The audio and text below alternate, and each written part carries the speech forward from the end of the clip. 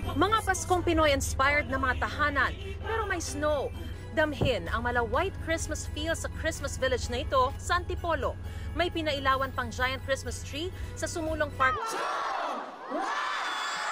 May isa pang giant Christmas tree ring pinailawan muna sa isang mall, lalo pang sumaya ang selebrasyon sa mga inihandang pagtatanghal at lalong hiniyawan ang magarbong fireworks display. Damang-dama na talaga ang Christmas breeze. Dahil sa lamig na ng panahon gaya rito sa Antipolo, Rizal, aabot sa 18 to 19 degrees Celsius ang temperatura rito ngayon, pero lalo pa raw lalamig ang panahon habang papalapit ang Pasko at lalo na sa Enero at Pebrero. Mahangin po kasi yan pag mas mataas, mas hilly, mas mountainous yung lugar. Kahit hindi po mababa yung temperatura, mahangin din po kasi pag medyo mataas po yung lugar. So, added factor po yun sa paglamig ng isang area.